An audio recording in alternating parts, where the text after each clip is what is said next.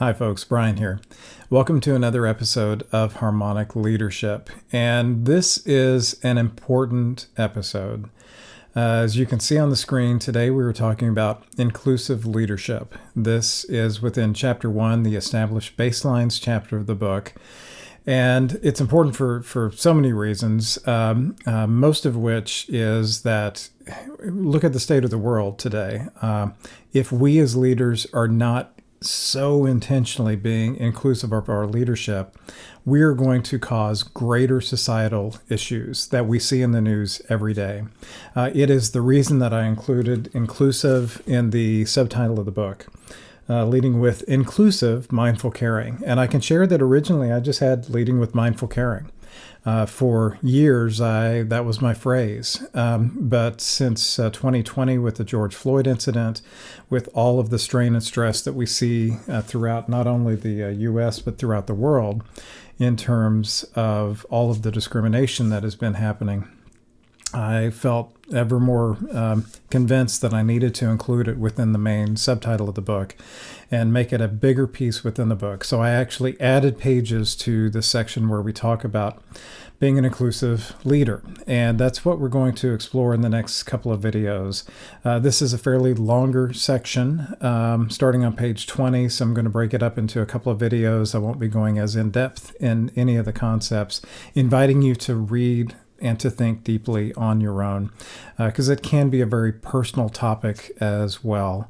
That hits us all differently, depending on our history, depending on our backstory, and what we bring to this content. So I'm going to be very careful in my phrasing as we go through this little section.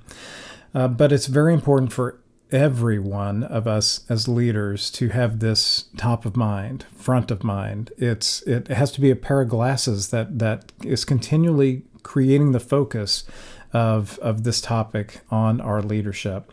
So there's going to be some activities, some assessments that you're going to find in here that will help us to understand who we are, how we're approaching things, and how others are going to be perceiving us in terms of this important aspect of being an inclusive leader. And you see in the subtitle here on page 20, an inclusive leader embraces diversity, equity, and inclusion to create a sense of belonging for all team members.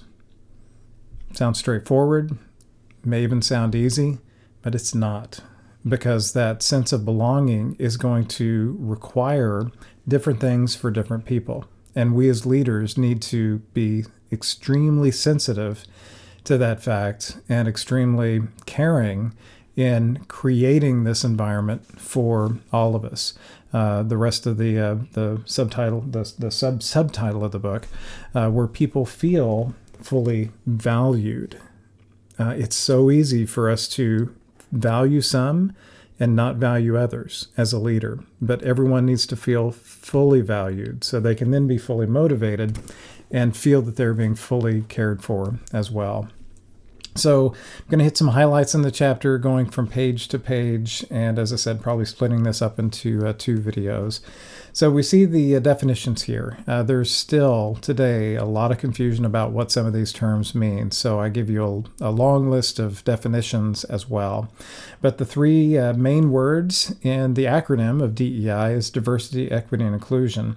Diversity is the actual representation. It's what we see, what we experience, to a point of the data of who we have within our organization. This can be measured, it can be tracked using employee metrics. Then we have equity. That's the creation of actual processes and displaying practices that create this equal playing field. There's a lot of confusion between equity and equality, and you see in the second row of boxes here, equality is fostering a workplace where all people are treated equally. Equity is ensuring that every person has fair and equitable access to resources. Often use a ball field analogy here. So any playing field of any sport. Let's say it's international football, not U.S. football, but soccer, football/soccer. Equality is inviting everybody who wants to play to come onto the field to play. Okay. Equity is actually coaching in such a way that everyone has the equitable opportunity to play the game. They have the equipment they need. They have the knowledge, skills, and the building of abilities that they need through our coaching in order to play equitably upon that playing field. Not just inviting them to show up and be on the field, but working with each person individually to make sure that they can equitably experience the game. And then inclusion is the third biggie within the acronym, and that's just ensuring that everyone feels fully valued, included, obviously, the term inclusion, based on included, and embraced. And that's the ultimate step within the organization, because only by feeling embraced will they feel a sense of belonging. And as you can see from our expanded definitions down here, belonging is just that sense of being accepted and embraced for being oneself. Imagine the beauty in that, but also imagine all the people in your organization who don't currently feel this. Those who are unique in their approach or their look or their belief system or whatever is their element of uniqueness, and how they may not feel that sense of belonging. Maybe they have their own little club group that they formed, that they found of like individuals, but are they fully accepted? And do they feel that sense of belonging within the broader organization? Sadly, in too many organizations, the answer is no. There's still so much work to do. And the last term here of being an ally or allyship, all of us can support people who feel marginalized through their uniqueness. So we can increase that sense of inclusion. And obviously we have laws that we have to follow, not only here in the States, but throughout the world. And every member state of the United Nations, as it says here in the first part of the paragraph, agrees to the principles of equality. The rule of law is that all are accountable to just, fair, and equitable laws and entitled without any discrimination to equal protection of the law. All member states sign off that they will do this. Sadly, as you can imagine, of the I don't remember the exact number. I think it's 190. For some reason that popped in my head. I'll put a graphic if I'm way off. Of the member states within the UN, sadly, some are not doing so good. And you can see that in the news. But we're all expected to do this. And here in the States, of course, we have the Civil Rights Act of 1964, where Title VII created these specific protections. And then we've had other laws that have come along, the ADA in 1990, the Lilly Ledbetter law that created gender pay equality, which sadly is still not fully occurring.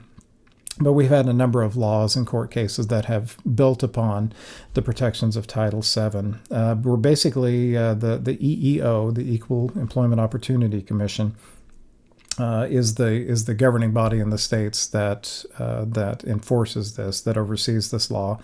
And if you are an employer with 15 or more employees, you must adhere to it. Not should, must adhere to these laws. Sadly, a lot of small businesses out there keep under 15 intentionally, so they don't have to adhere to the laws. So if you are in a very small business, just keep in mind that there's the things that we have to do for the law, but then there's the right thing to do to make the world the place that it should be and to treat people the way that we should be treating them. So, okay, I know that I'm going to be prone to getting a little preachy on this episode. I'm going to try not to.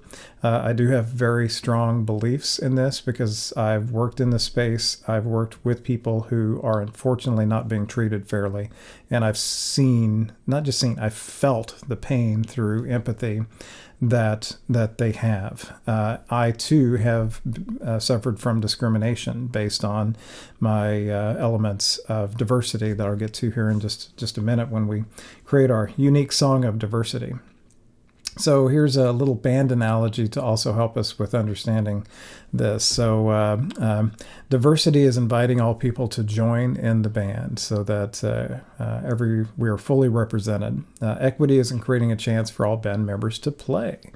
And then inclusion is fully embracing each person's unique musical gifts for being what they are, not trying to change them to be a certain way, but embracing them for their uniqueness. And you see here that this ultimately leads back to what we hope for within the entire theme of the book, where every person feels fully valued, fully motivated, and fully cared for. So basically, if you embrace the concept of harmonic leadership and the harmonic leadership keys, you will automatically be becoming an inclusive leader because it's synonymous.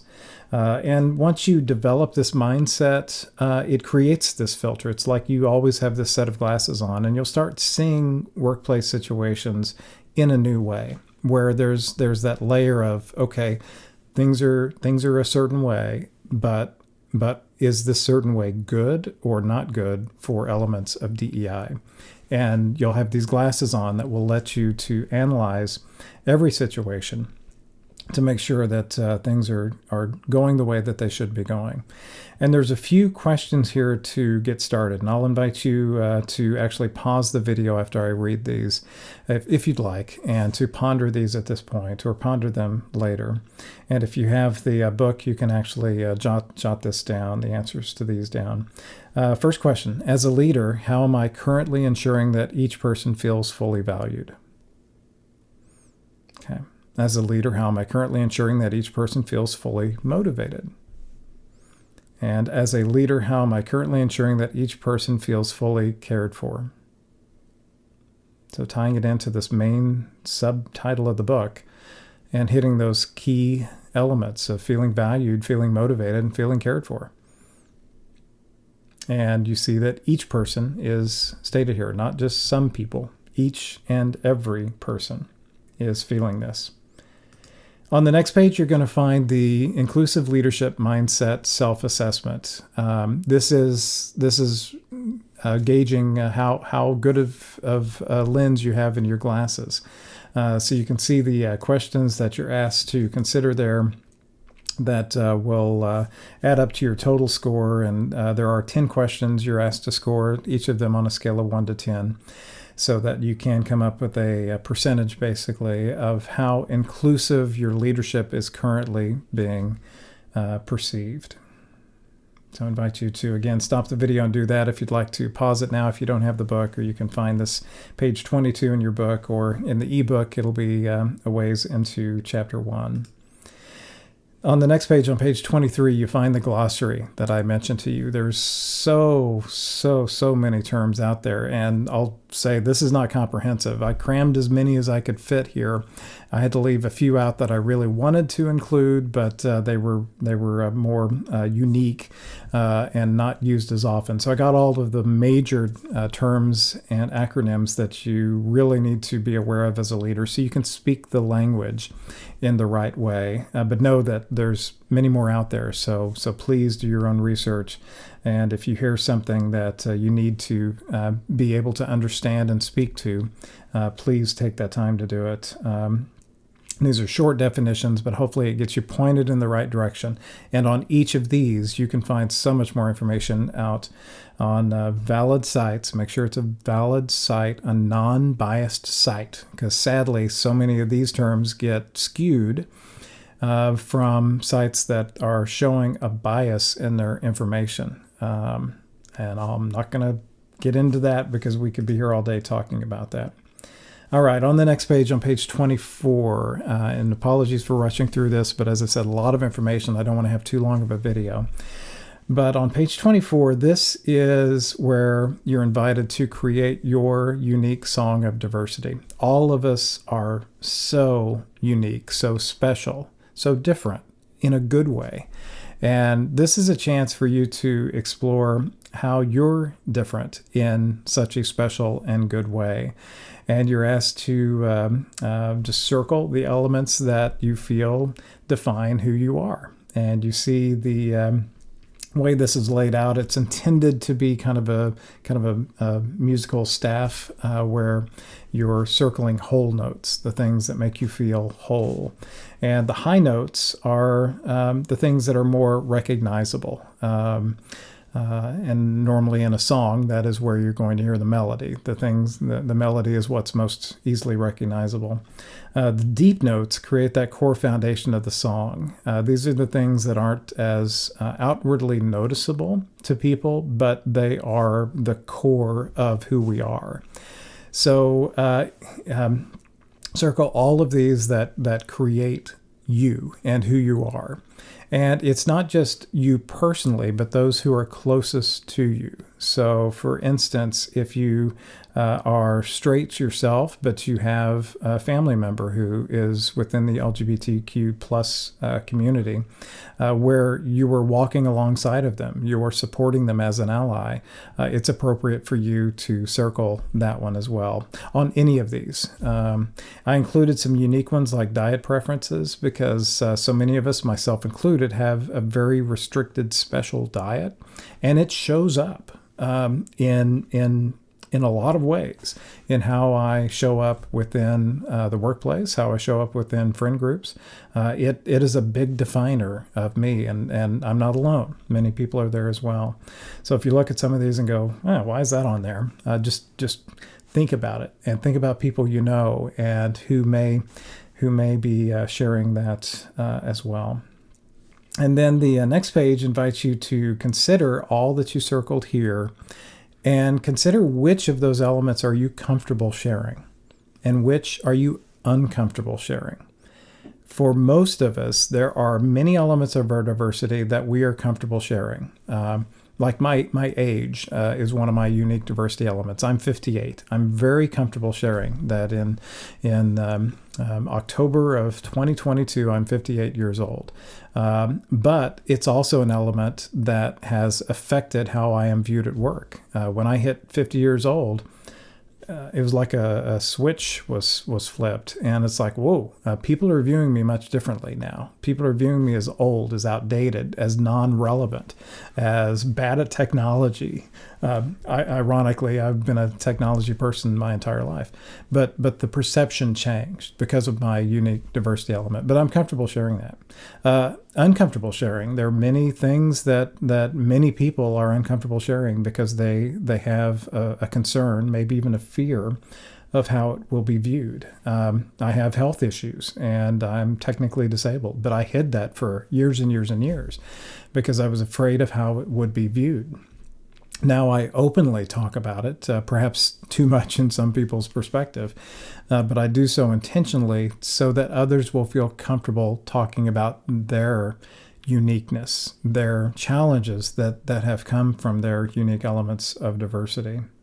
So I invite you to create that list as well, and that can help in that frame of understanding how you are feeling these things, and can help you to be more empathetic to others and what they may be feeling comfortable and uncomfortable sharing. And then the last piece in this section of the video is for you to consider your song of diversity and analyze it through these questions that you see here. How did you decide which diversity elements that you're comfortable in sharing? What was the reason behind that comfortability? And what effect does sharing these elements with others have within the relationships? And then how did you decide which of the elements you're uncomfortable sharing? And what effect does hiding those elements from others cause within the relationships? And then you're asked to consider your in-groups. So what in-groups have you created or joined based on shared elements of diversity? What out-groups have you caused because of non-shared diversity elements, where people are feeling excluded, like they're not part of your little club? And then lastly, which groups and types of people have you never been able to understand and accept? That's a big question, because when you look at this, you probably, even when I pulled the page up, you probably looked at some of those and you felt a connection with some, and you may have felt a disconnection, and perhaps to the point of a dislike of some of those. So I'm gonna pick one that is common in my generation: body art. A lot of people in my generation look at people who have tattoos and like, ugh, they get a look of disgust, and it's like, why? You look at the younger population, the majority of the younger population have tattoos. It's increasingly part of the culture. But there's still that automatic distaste from some groups of people towards other groups of people through these unique elements. So you're invited to do this analysis. And here again, please take your time with it. For so many of the things that you find within the book, it should take time. And so please take the time you need to fully explore. All right, well, we'll pick this up in the next video. Be well.